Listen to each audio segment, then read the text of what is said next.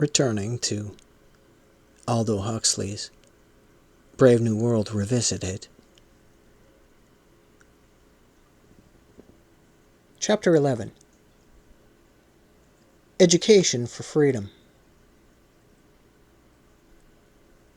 Education for freedom must begin by stating facts and enunciating values, and must go on to develop appropriate techniques for realizing the values and for combating those who, for whatever reason, choose to ignore the facts or deny the values. In an earlier chapter, I have discussed the social ethic, in terms of which the evil resulting from over-organization and overpopulation are justified and made to seem good. Is such a system of values consonant with what we know about human physique and temperament? The social ethic assumes that nurture is all-important in determining human behavior, and that nature, the psychophysical equipment with which individuals are born, is a negligible factor. But is this true? Is it true that human beings are nothing but the products of their social environment? And if it is not true, what justification can there be for maintaining that the individual is less important than the group of which he is a member? All the available evidence points to the conclusion that in the life of individuals and societies, heredity is no less significant than culture. Every individual is biologically unique and unlike all other individuals. Freedom is therefore a great good, tolerance a great virtue, and regimentation a great misfortune. For practical and theoretical reasons, dictators, organization men, and certain scientists are anxious to reduce the maddening diversity of men's natures in some kind of manageable uniformity. In the first flush of his behavioralistic fervor, J.B. Watson roundly declared that he could find no support for hereditary patterns of behavior, nor for special abilities, musical art, etc., which are supposed to run in families. And even today we find a distinguished psychologist, Professor B.F. Skinner of Harvard, insisting that as scientific explanation becomes more and more comprehensive, the contribution which may be claimed by the individual himself appears to approach zero. Man's vaunted creative powers, his achievement in art, science, and morals, his capacity to choose, and our right to hold him responsible for the consequences of his choice, none of these is conspicuous in the new scientific self-portrait. In a word, Shakespeare's plays were not written by Shakespeare, nor even by Bacon or the Earl of Oxford. They were written by Elizabethan England.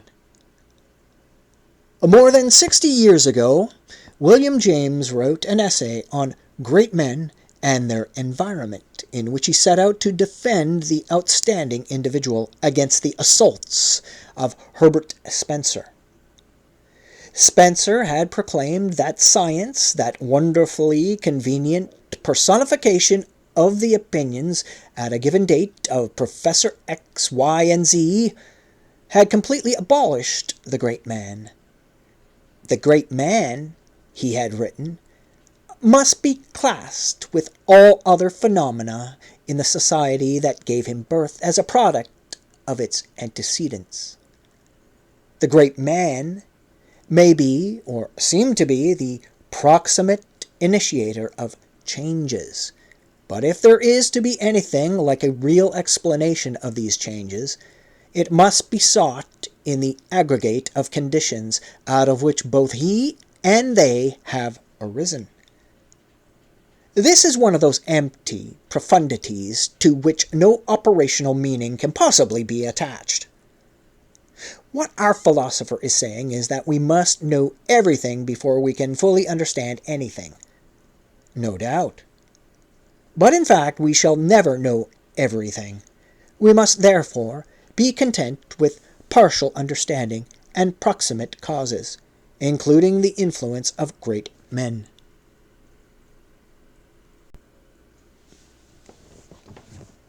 Again, what our philosopher is saying is that we must know everything before we can fully understand anything. No doubt. But in fact, we shall never know everything. We must therefore be content with partial understanding and proximate causes, including the influence of great men. If anything is humanly certain, writes William James, it is that the great man's society, properly so called, does not make him before he can remake it. Physiological forces, with which the social, political, geographical, and to a great extent anthropological conditions have just as much and just as little to do as the crater of Vesuvius has to do with the flickering of this gas by which I write, are what make him. Can it be that Mr. Spencer holds the convergence of sociological pressures to have so impinged upon Stratford-upon-Avon about the 26th of April, 1564, that a W. Shakespeare, with all his mental peculiarities, had to be born there? And does he mean to say that if the aforesaid W. Shakespeare had died of cholera infantium, another mother at Stratford-upon-Avon would needs have engendered a duplicate copy of him to restore the sociological equilibrium? Professor Skinner is an experimental psychologist, and his treatise on science and human behavior is solidly based upon facts. But unfortunately, the facts belong to so limited a class that when at last he ventures upon a generalization, his conclusions are as sweepingly unrealistic as those of the Victorian theorizer. Inevitably so, for Professor Skinner's indifference to what James calls the physiological forces is almost as complete as Herbert Spencer's. The genetic factors determining human behavior are dismissed by him in less than a page. There is no reference in this book to the findings of constitutional medicine, nor any hint of that constitutional psychology, in terms of which, and in terms of which alone, so far as I can judge, it might be possible to write a complete and realistic biography of an individual in relation to the relevant facts of his existence. His body, his temperament, his intellectual endowments, his immediate environment from moment to moment, his time, place, and culture. A science of human behavior is like a science of motion in the abstract, necessary, but by itself wholly inadequate to the facts. Consider a dragonfly, a rocket, and a breaking wave. All three of them illustrate the same fundamental laws of motion, but they illustrate these laws in different ways, and the differences are at least as important as the identities. By itself, a study of motion can tell us almost nothing about which, in any given instance, is being moved. Similarly, a study of behavior can by itself tell us almost nothing about the individual mind-body that in any particular instance is exhibiting the behavior. But to us, who are mind-bodies, a knowledge of mind-bodies is a paramount importance. Moreover, we know by observation and experience that the differences between individual mind-bodies can and do profoundly affect their social environment.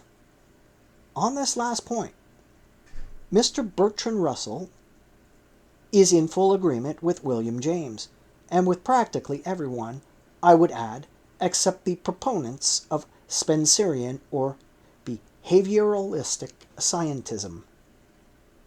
In Russell's view, the causes of historical change are of three kinds: economic change, political theory, and important individuals. I do not believe, says Mr. Russell, that any of these can be ignored or wholly explained away as the effect of causes of another kind. Thus, if Bismarck and Lenin had died in infancy, our world would be very different from what, thanks in part to Bismarck and Lenin, it now is. History is not yet a science, and can only be made to seem scientific by falsifications and omissions. In real life, life as it is lived from day to day, the individual can never be explained away. It is only in theory that the contributions appear to approach zero. In practice, they are all important. When a piece of work gets done in the world, who actually does it? Whose eyes and ears do the perceiving? Whose cortex does the thinking? Who has the feelings that motivate? The will that overcomes obstacles? Certainly not the social environment, for a group is not an organism, but only a blind, unconscious organization. Everything that is done within a society is done by individuals. These individuals are, of course, profoundly influenced by the local culture, the taboos, the moralities, the information and misinformation handed down from the past and preserved in a body of spoken traditions or written literature. But whatever each individual takes from society, or to be more accurate, whatever he takes from other individuals associated in groups or from the symbolic records compiled by other individuals, living or dead, will be used by him in his own unique way, with his special senses, his biochemical makeup, his physique and temperament, and nobody else's. No amount of scientific explanation, however comprehensive, can explain away these self-evident facts. And let us remember that Professor Skinner's scientific portrait of man as the product of the social environment is not the only scientific portrait. There are other, more realistic likenesses. Consider, for example, Professor Roger Williams' portrait. What he paints is not behavior in the abstract, but mind-bodies behaving. Mind-bodies that are the products partly of the environment they share with other mind-bodies, partly of their own private heredity. In The Human Frontier and Free but Unequal, in these books, Professor Williams has expatiated with a wealth of detailed evidence on those innate differences between individuals for which Dr. Watson could find no support and whose importance in Professor Skinner's eyes approaches zero. Among animals, biological variability within a given species becomes more and more conspicuous as we move up the evolutionary scale. This biological variability is highest in man, and human beings display a greater degree of biochemical, structural, and temperamental diversity than do the members of any other species. This is a plain, observable fact. But what I have called the will to order, the desire to impose a comprehensible uniformity upon the bewildering manifoldness of things and events, has led many people to ignore this fact. They have minimized biological uniqueness and have concentrated all their attention upon the simpler and, in the present state of knowledge, more understandable environmental factors involved in human behavior. As a result of this environmentally centered thinking and investigation, writes Professor Williams, The doctrine of the essential uniformity of human infants has been widely accepted and is held by a great body of social psychologists, sociologists, social anthropologists, and many others, including historians, economists, educationalists, legal scholars, and men in public life. This doctrine has been incorporated into the prevailing mode of thought of many who have had to do with shaping educational and governmental policies, and is often accepted unquestioningly by those who do little critical thinking of their own. An ethical system that is based upon a fairly realistic appraisal of the data of experience is likely to do more good than harm. But many ethical systems have been based upon an appraisal of experience, a view of the nature of things that is hopelessly unrealistic. Such an ethic is likely to do more harm than good.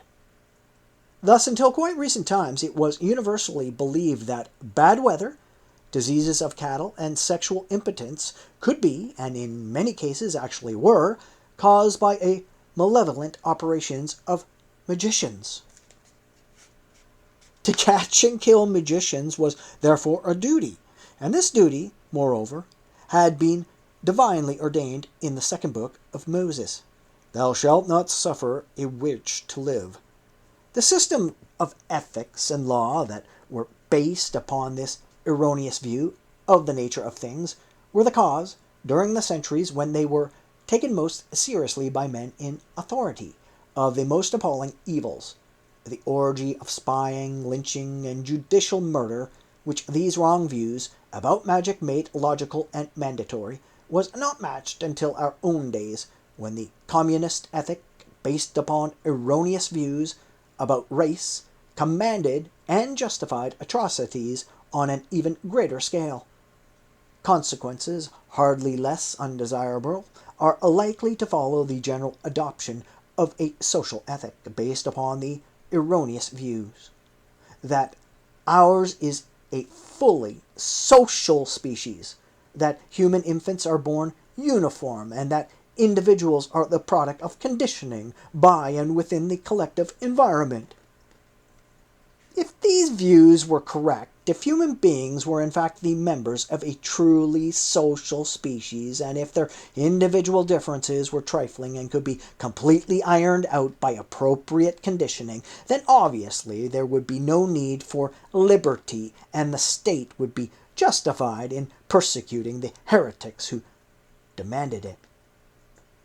For the individual termite, service to the termitary is perfect freedom. But human beings are not completely social. They are only moderately gregarious. Their societies are not organisms, like the hive or the anthill. They are organizations, in other words, ad hoc machines or collective living. Moreover, the differences between individuals are so great that in spite of the most intensive cultural ironing and extreme endomorph, to use W.H. Sheldon's terminology, will retain his sociable viscerotonic characteristics. An extreme mesomorph will remain energetically soma-otonic, through thick and thin, and an extreme ectomorph will always be cerebrotonic, introverted, and oversensitive. In the brave new world of my fable, socially desirable behavior was ensured by a double process of genetic manipulation and postnatal conditioning. Babies were cultivated in bottles, and a high degree of uniformity in the human product was assured by using ova from a limited number of mothers, and by treating each ovum in such a way that it would split and split again, producing identical twins in batches of 100 or more. In this way, it was possible to produce standardized machine minders for standardized machines. And the standardization of the machine minders was preferred after birth by infant conditioning, hypnopadia, and chemically induced euphoria as a substitute for the satisfaction of feeling oneself free and creative. In the world we live in, as has been pointed out in earlier chapters, vast impersonal forces are making for the centralization of power and a regimented society. The genetic standardization of individuals is still impossible, but big government and big business already possess, or will very soon possess, all the techniques for mind manipulation described in Brave New World, along with others of which I was too unimaginative to dream. Lacking the ability to impose genetic uniformity upon embryos, the rulers of tomorrow's overpopulated and overorganized world will try to impose social and cultural uniformity upon adults and their children. To achieve this end, they will, unless prevented, make use of all the mind manipulation techniques at their disposal, and will not hesitate to reinforce these methods of non-rational persuasion by economic coercion and threats of physical violence. If this kind of tyranny is to be avoided, we must begin without delay to educate ourselves and our children for freedom and self-government. Such an education for freedom should be, as I have said, an education first of all in facts and in values, the facts of individual diversity and genetic uniqueness, and the values of freedom, tolerance, and mutual charity, which are the ethical corollaries of these facts. But unfortunately, correct knowledge and sound principles are not enough. An unexciting truth may be eclipsed by thrilling falsehood. A skillful appeal to passion is often too strong for the best of good resolutions. The effects of false and pernicious propaganda cannot be neutralized except by a thorough training in the art of analyzing its techniques and seeing through its sophistries. Language has made possible man's progress from animality to civilization. But language has also inspired that sustained folly and that systematic, that genuinely diabolic wickedness which are no less characteristic of human behavior than are the language-inspired virtues of systematic forethought and sustained angelic benevolence. Language permits its users to pay attention to things, persons, and events, even when the things and persons are absent and the events are not taking place. Language gives definition to our memories, and by translating experiences into symbols, converts the immediacy of craving or abhorrence of hatred or love into fixed principles of feeling and conduct, in some way of which we are wholly unconscious. The reticular system of the brain selects from a countless host of stimuli those few experiences which are of practical importance to us. From these unconsciously selected experiences, we more or less consciously select and abstract a smaller number, which we label with words from our vocabulary, and then classify within a system at once metaphysical, scientific, and ethical, made up of other words on a higher level of abstraction. In cases where the selecting and abstracting have been dictated by a system that is not too erroneous as a view of the nature of things, and where the verbal labels have been intelligently chosen, and their symbolic nature clearly understood, our behavior is apt to be realistic and tolerably decent. But under the influence of badly chosen words applied without any understanding of their merely symbolic character, to experiences that have been selected and abstracted in the light of a system of erroneous ideas, we are apt to behave with the fiendishness and an organized stupidity of which dumb animals, precisely because they are dumb and cannot speak, are blessedly incapable. In their anti-rational propaganda, the enemies of freedom systematically pervert the resources of language in order to wheedle or stampede their victims into thinking, feeling, and acting as they, the mind manipulators, want them to think, feel, and act. An education for freedom and for the love and intelligence, which are at once the conditions and the results of freedom, must be, among other things, an education in the proper uses of language. For the last 2 or 3 generations, philosophers have devoted a great deal of time and thought to the analysis of symbols and the meaning of meaning. How are the words and sentences which we speak related to the things, persons, and events with which we have to deal in our day-to-day living? To discuss this problem would take too long and lead us too far afield.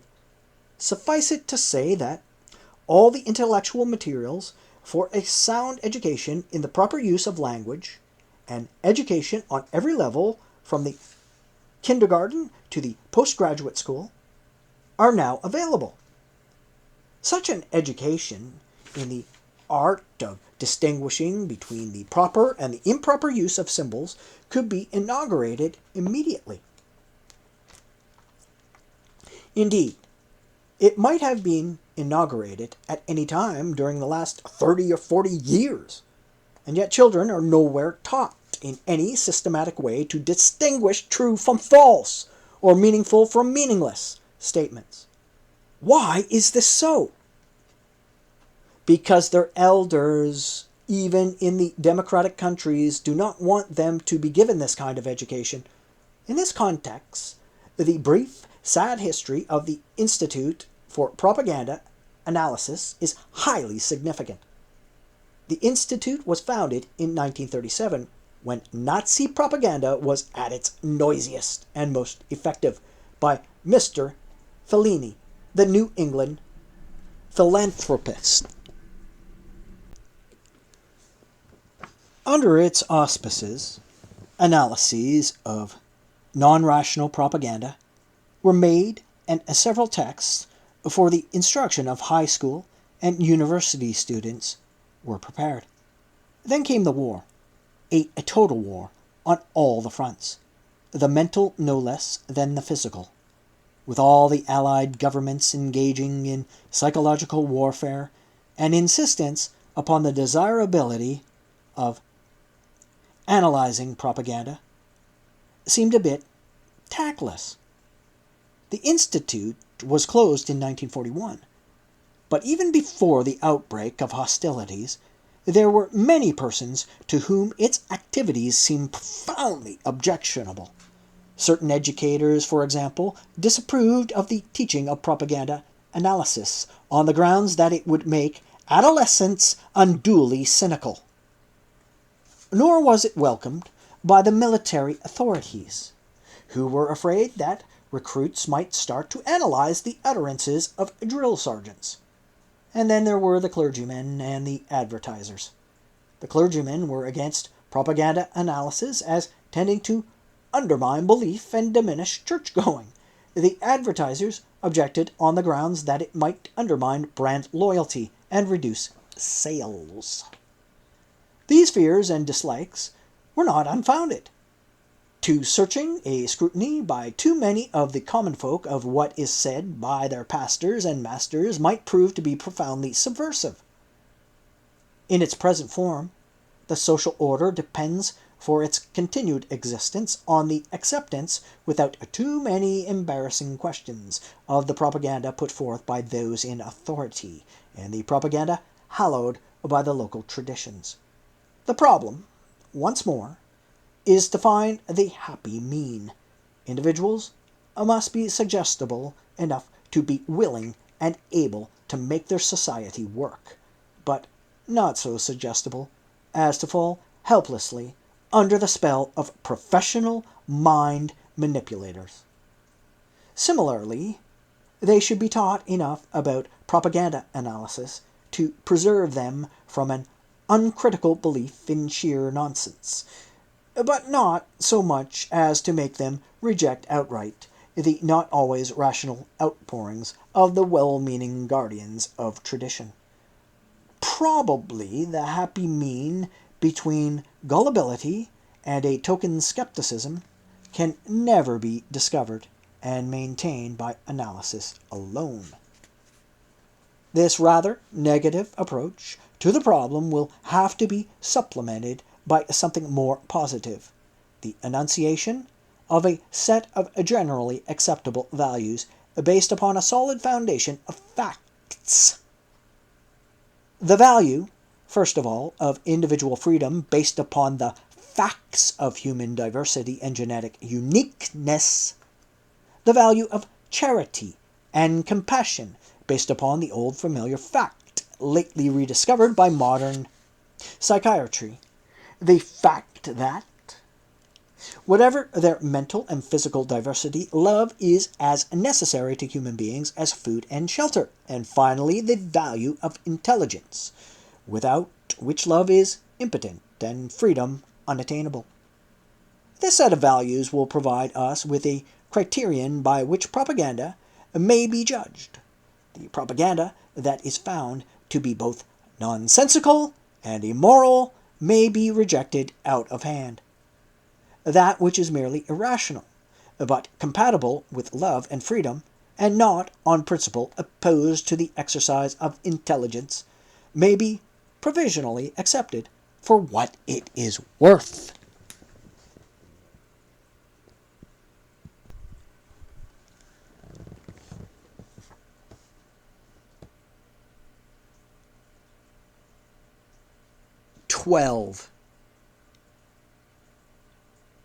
What can be done?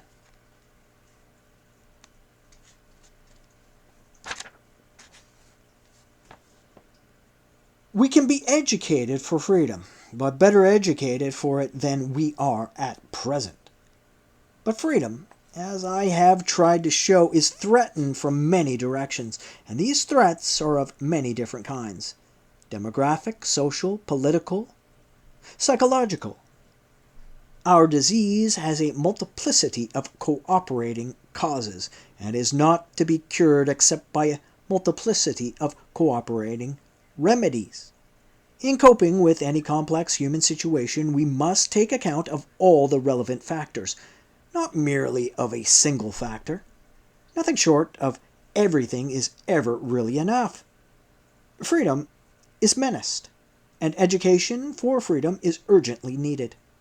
But so are many other things. For example, social organization for freedom, birth control for freedom, legislation for freedom. Let us begin with the last of these items. From the time of Magna Carta, and even earlier, the makers of English law have been concerned to protect the physical freedom of the individual. A person who is being kept in prison on grounds of doubtful legality has the right, under the common law, as clarified by the Statute of 1679, to appeal to one of the higher courts of justice for a writ of habeas corpus. This writ is addressed by a judge of the High Court to a sheriff or a jailer, and commands him, within a specified period of time, to bring the person he is holding in custody to the court for an examination of his case. To bring, be it noted, not the person's written complaint, nor his legal representatives, but his corpus, his body, the too solid flesh, which has been made to sleep on boards, to smell the fetid prison air, to eat the revolting prison food. This concern with the basic condition of freedom, the absence of physical constraint, is unquestionably necessary, but is not all that is necessary. It is perfectly possible for a man to be out of prison and yet not free, to be under no physical constraint and yet to be a psychological captive, compelled to think, feel, and act as the representatives of the national state, or of some private interest within the nation, wants him to think, feel, and act. There will never be such a thing as a writ of habeas mentem, for no sheriff or jailer can bring an illegally imprisoned mind into court, and no person whose mind had been made captive by the methods outlined in earlier chapters would be in a position to complain of his captivity. The nature of psychological compulsion is such that those who act under constraint remain under the impression that they are acting on their own initiative. The victim of mind manipulation does not know that he is a victim. To him, the walls of his prison are invisible, and he believes himself to be free. That he is not free is apparent only to other people. His servitude is strictly objective. No, I repeat, there can never be such a thing as a writ of habeas mentem. But there can be preventative legislation, an outlawing of the psychological slave trade, a statute for the protection of minds against the unscrupulous purveyors of poisonous propaganda, modeled on the statutes for the protection of bodies against the unscrupulous purveyors of adulterated food and dangerous drugs.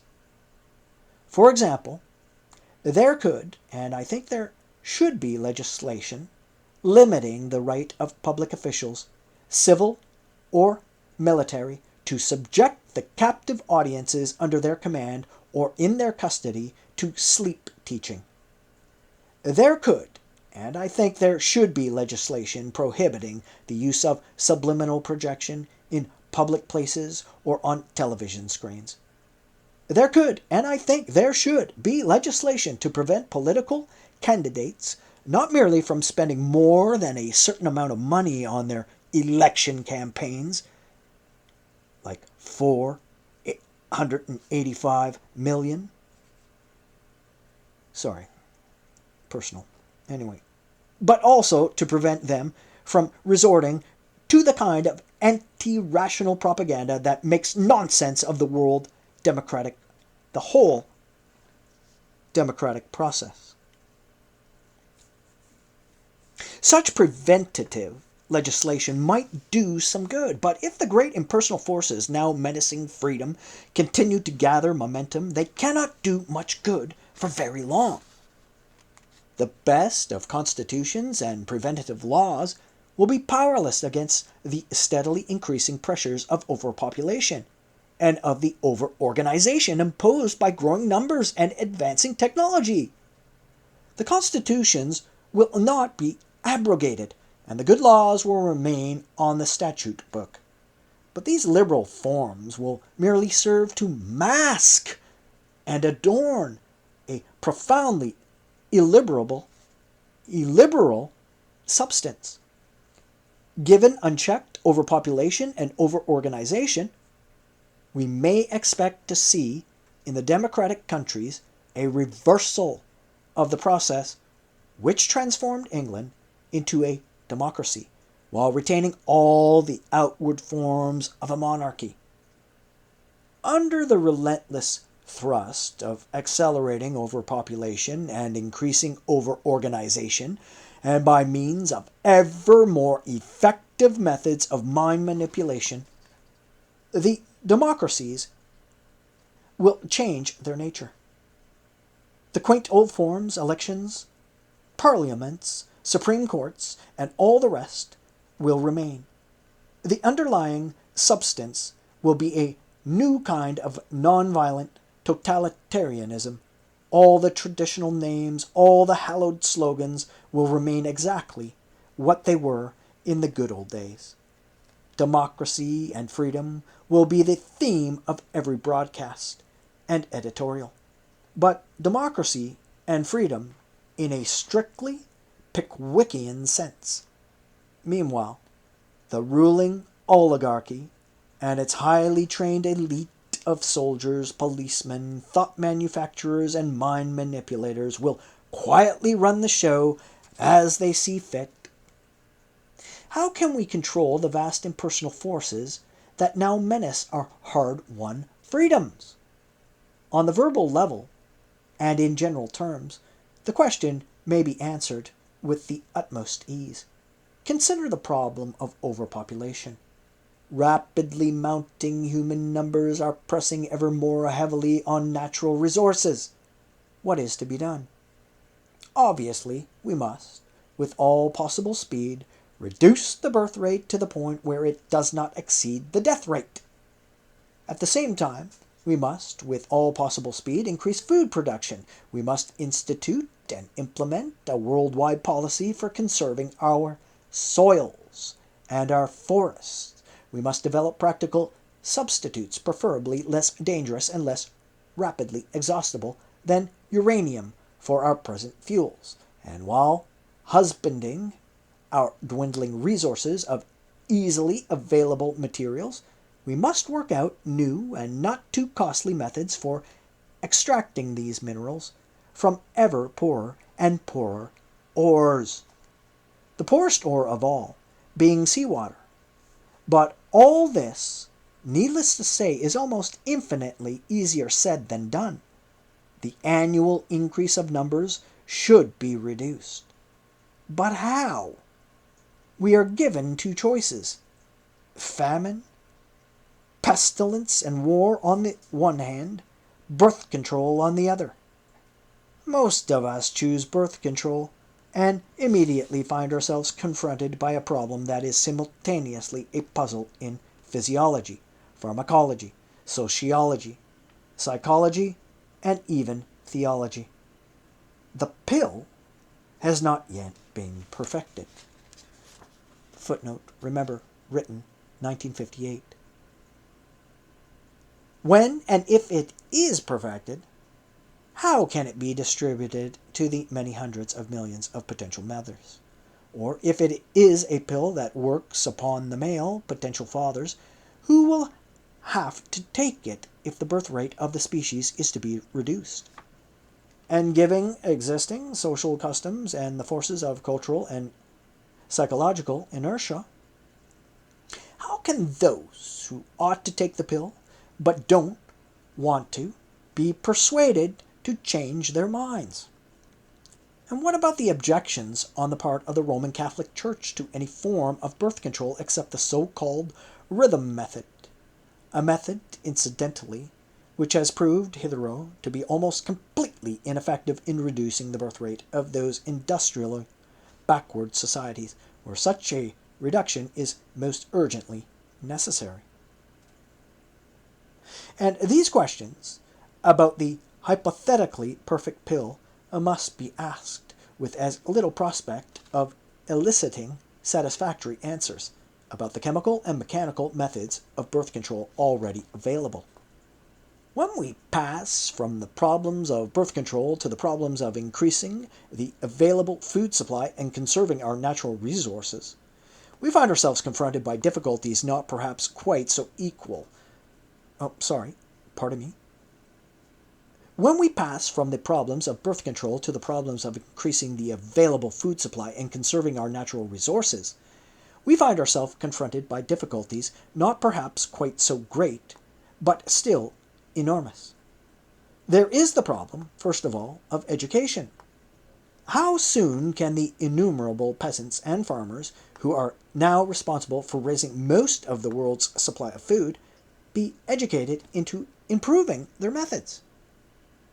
And when and if they are educated, where will they find the capital to provide them with the machines, the fuel, the lubricants, the electric power, the fertilizers, and the improved strains of food plants and domestic animals, without which the best agricultural education is useless? Similarly, who is going to educate the human race in the principles and practice of conservation? And how are the hungry peasant citizens of a country whose population and demands for food are rapidly rising be prevented from mining the soil? And if they can be prevented, who will pay for their support while the wounded and exhausted earth is being gradually nursed back, if that is still feasible? to health and restored fertility. Or consider the backward societies that are now trying to industrialize. If they succeed, who is to prevent them in their desperate effort to catch up and keep up from squandering the planet's irreplaceable resources as stupidity and wantonly as was done, and is still being done, by their forerunners in the race? And when the day of reckoning comes, where in the poorer countries will anyone find the scientific manpower and the huge amounts of capital that will be required to extract the indispensable minerals from ores in which their concentration is too low, under existing circumstances, to make extraction technically feasible or economically justifiable? It may be that, in time, a practical answer to all these questions can be found. But in how much time? In any race between human numbers and natural resources, time is against us. By the end of the present century, there may, if we try very hard, be twice as much food on the world's markets as there is today. But there will also be about twice as many people, and several billions of these people will be living in partially industrialized countries and consuming 10 times as much power, water, timber, and irreplaceable minerals as their parents are consuming now. Quite right. And we've exceeded that. In a word, the food situation will be as bad as it is today, and the raw materials situation will be considerably worse. To find a solution to the problem of over-organization is hardly less difficult than to find a solution to the problem of natural resources and increasing numbers. On the verbal level, and in general terms, the answer is perfectly simple. Thus, it is a political axiom that power follows property. But it is now a historical fact that the means of production are fast becoming the monopolistic property of big business and big government. Therefore, if you believe in democracy, make arrangements to distribute property as widely as possible. Or take the right to vote. In principle, it is a great privilege. In practice, as recent history has repeatedly shown, the right to vote by itself is no guarantee of liberty. Therefore, if you wish to avoid dictatorship by plebiscite, break up modern society's vast machine-like collectives into self-governing, voluntarily cooperating groups, capable of functioning outside the bureaucratic system of big business and big government. Overpopulation and over-organization have produced the modern metropolis in which a fully human life of multiple personal relationships has become almost impossible. Therefore, if you wish to avoid the spiritual impoverishment of individuals and whole societies, leave the metropolis and revive the small country community, or alternatively humanize the metropolis by creating within its network of mechanical organizations the urban equivalents of small country communities in which individuals can meet and cooperate as complete persons and not as the mere embodiments of specialized functions. All this is obvious today, and indeed was obvious 50 years ago. From Hilaire Belloc to Mr. Mortimer Adler, from the early apostles of cooperative credit unions to the land reformers of modern Italy and Japan, men of good will have for generations been advocating the decentralization of economic power and the widespread distribution of property. And how many ingenious schemes have been propounded for the dispersal of production, for a return to small-scale village industry. And then there were Dubreuil's elaborate plans for giving a measure of autonomy and initiative to the various departments of a single large industrial organization. There were the syndicalists, with their blueprints for a stateless society organized as a federation of productive groups under the auspices of the trade unions. In America, Arthur Morgan and Baker Brownell have set forth the theory and described the practice of a new kind of community living on the village and small town level. Professor Skinner of Harvard has set forth a psychologist's view of the problem in his Walden 2, a utopian novel about a self-sustaining and autonomous community so scientifically organized that nobody is ever led into antisocial temptation and without resort to coercion or undesirable propaganda. Everyone does what he or she ought to do, and everyone is happy and creative.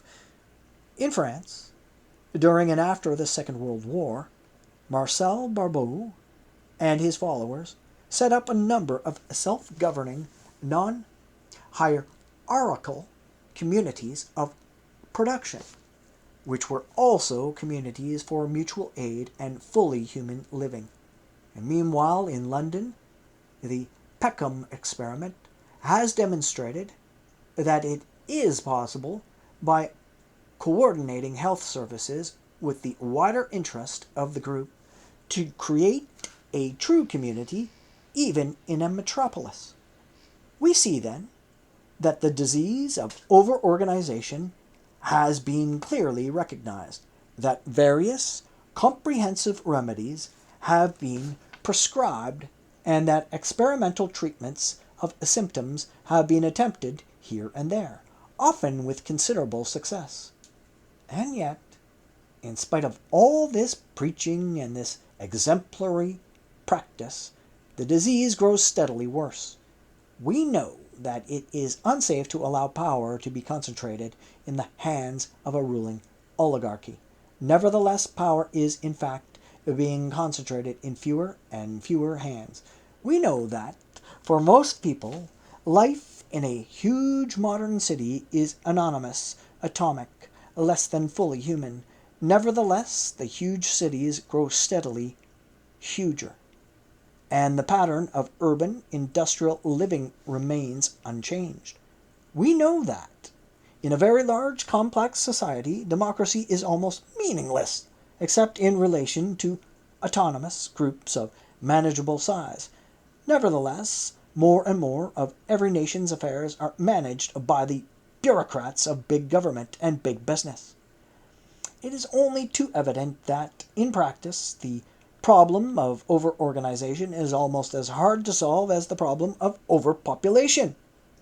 In both cases, we know what ought to be done, but in neither case have we been able as yet to act effectively upon our knowledge. At this point, we find ourselves confronted by a very disquieting question. Do we really wish to act upon our knowledge? Does a majority of the population think it worthwhile to take a good deal of trouble in order to halt and, if possible, reverse the current drift towards totalitarian control of everything? In the United States and America is the prophetic image of the rest of the urban industrial world, as it will be a few years from now. Recent public opinion polls have revealed that an actual majority of young people in their teens, the voters of tomorrow, have no faith in democratic institutions, see no objection to the censorship of unpopular ideas, do not believe that government of the people by the people is possible, and would be perfectly content if they can continue to live in the style to which the boom has accustomed them to be ruled from above by an oligarchy of assorted experts. That so many of the well-fed young television watchers in the world's most powerful democracy should be so completely indifferent to the idea of self-government, so blankly uninterested in freedom of thought and the right to dissent, is distressing, but not too surprising. Free as a bird, we say, and envy the winged creatures for their power of unrestricted movement in all the three dimensions. But alas, we forget the dodo. Any bird that has learned how to grub up a good living without being compelled to use its wings will soon renounce the privilege of flight and remain forever grounded. Something analogous is true of human beings. If the bread is supplied regularly and copiously 3 times a day, many of them will be perfectly content to live by bread alone, or at least by bread and circuses alone. In the end, says the Grand Inquisitor in Dostoevsky's parable, in the end they will lay their freedom at our feet and say to us, "Make us your slaves, but feed us." And when Alyosha Karamazov asks his brother, the teller of the story, if the Grand Inquisitor is speaking ironically, Ivan answers, "Not a bit of it." He claims it as a merit for himself and his church that they have vanquished freedom and done so to make men happy. Yes, to make men happy. For nothing, the Inquisitor insists, has ever been more insupportable for a man or human society than freedom. Nothing, except the absence of freedom. For when things go badly, and the rations are reduced, and the slave drivers step up their demands, the grounded dodos will clamor again for their wings, only to renounce them yet once more when times grow better, and the dodo farmers become more lenient and generous. The young people who now think so poorly of democracy may grow up to become fighters for freedom. The cry of "give me television and hamburgers, but don't bother me with the responsibilities" of liberty may give place, under altered circumstances, to the cry of "give me liberty or give me death."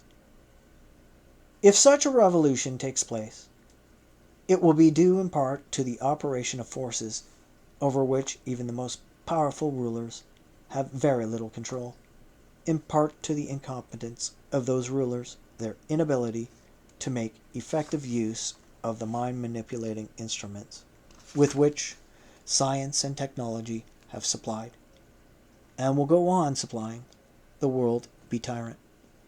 Considering how little they knew and how poorly they were equipped, the Grand Inquisitors of earlier times did remarkably well. But their successors, the well-informed, thoroughly scientific dictators of the future, will undoubtedly be able to do a great deal better. The Grand Inquisitor reproaches Christ with having called upon men to be free, and tells him that we have corrected thy work, and founded it upon miracle, mystery, and authority. But miracle, mystery, and authority are not enough to guarantee the indefinite survival of a dictatorship. In my fable of Brave New World, the dictators had added science to the list, and thus were able to enforce their authority by manipulating the bodies of embryos, the reflexes of infants, and the minds of children and adults. And instead of merely talking about miracles and hinting symbolically at mysteries, they were able, by means of drugs, to give their subjects the direct experience of mysteries and miracles, to transform mere faith into aesthetic knowledge. The older dictators fell because they never supplied their subjects with enough bread, enough circuses, enough miracles, and mysteries. Nor did they possess a really effective system of mind manipulation. In the past, freethinkers and revolutionaries were often the products of the most piously orthodox education. This is not surprising. The methods employed by orthodox educators were and still are extremely inefficient. Under a scientific dictator, education will really work, with the result that most men and women will grow up to love their servitude and will never dream of revolution. There seems to be no good reason why a thoroughly scientific dictatorship should ever be overthrown. Meanwhile, there is still freedom left in the world. Many young people, it is true, do not seem to value freedom. But some of us still believe that without freedom, human beings cannot become fully human, and that freedom is therefore supremely valuable. Perhaps the forces that now menace freedom are too strong to be resisted for very long. It is still our duty to do whatever we can to resist them.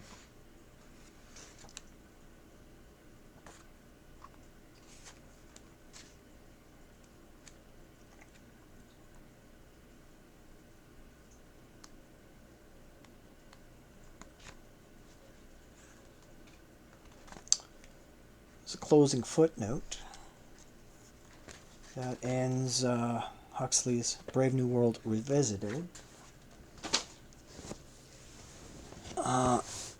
It's a fairly short read, a few hours.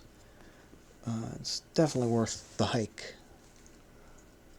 But to some of you who were born before the advent of the internet and believe they saw a development take place in the last 40 years, if your memory is good, and you're looking around a little bit distressed, concerned, and wondering about what is dying all around you, what is being repressed, dissected, altered, mutilated, distorted, replaced. Your concerns are warranted, but I don't think you should be too distressed about people having no appreciation of your history, your cultural developments, your progress. Especially when those people really have no attachment to them, but have simply come to wear the shoes of those progenitors. Because if you think anything less than that is going on, perhaps you're being naive.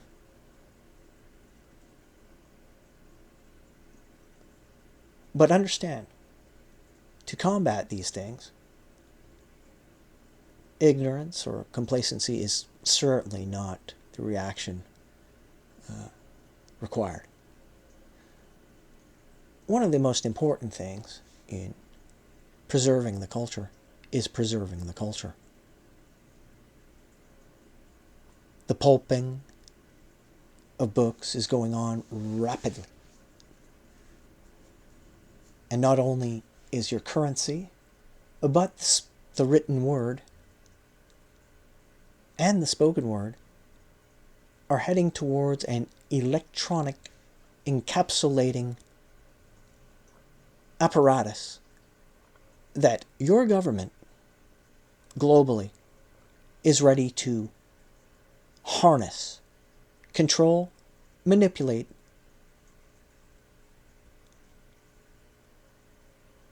and conduct with its own ideas about what is appropriate, what is acceptable to the current agendas. Know that. And while there are many who wish to come forth and replace history with fragments of that same history blown out of proportion to brush away the other 90% of the actual history, understand and see it for what it is. That nothing new is being revealed. There is no revolution. Actually, we're talking about a movement where there is like a pseudo enlightenment, like a pseudo-revelation being enacted upon. See, people are of this mindset, this wave. They think they are revealing something to the world, but these things were never hidden from them or others. But it's like certain religions that will take one aspect of the totality of another given religion and amplify it up past the whole of that religion and make that particular aspect of the religion the whole religion. And I use the word religion and the idea of religion merely as a metaphor. But understand these things, what's actually taking place. In all its quests for virtue and emotional support and concepts of standing up against what it sees as an enemy emotionally, understand that a lot of this is a demonstration of a massive dumbing down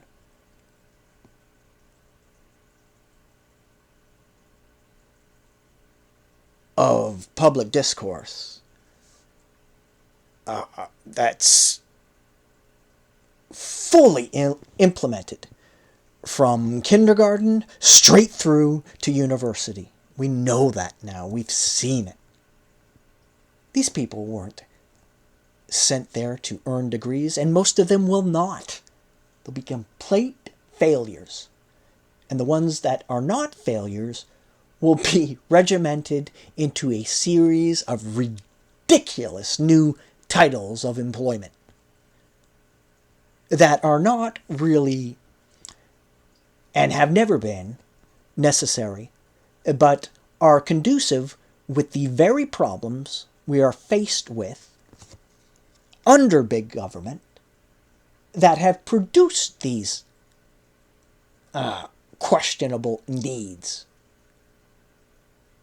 for bureaucracy to address them. Ridiculous. Don't look at the real problems. You need to change. You need to change what you eat. You need to change what you think. You need to change what you believe, especially if that belief does not address everybody, everywhere around you. We can't have any of that. But sometimes you got to wonder, is it really worth getting carried away with in exploring and looking at? Because maybe it's kind of like the metaphor of, the Santa Claus at Christmas aspect, where after a very short time, a child comes to realize that the Christmas presents were not brought by Santa, but they have been brought by their parents and various people, even though the presents are labeled from Santa.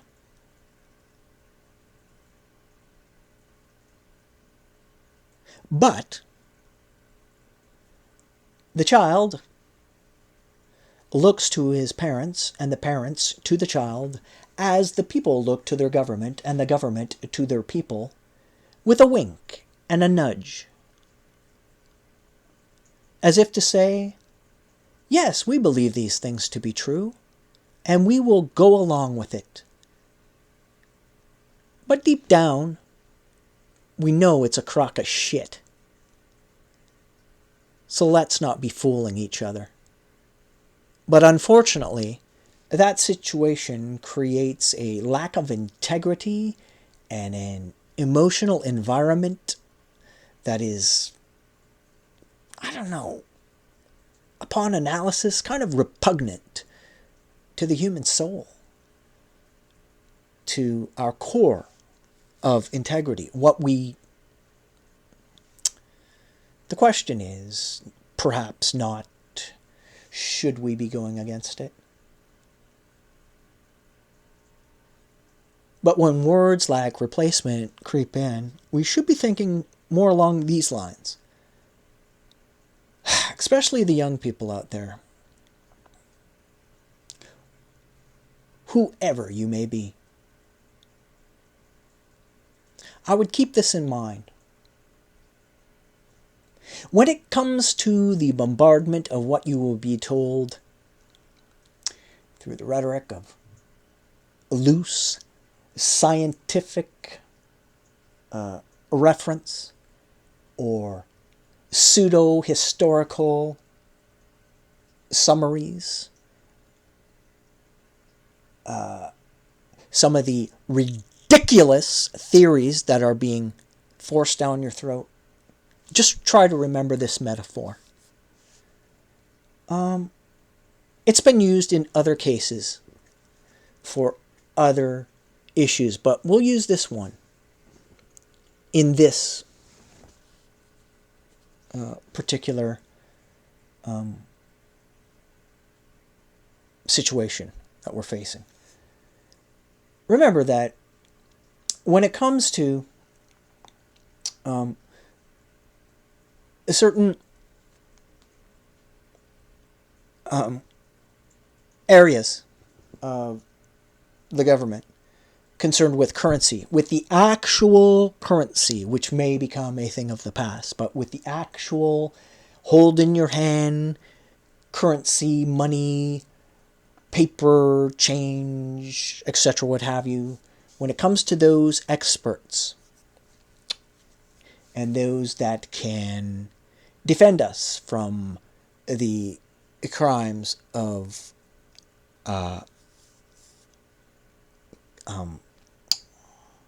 counterfeit, their strength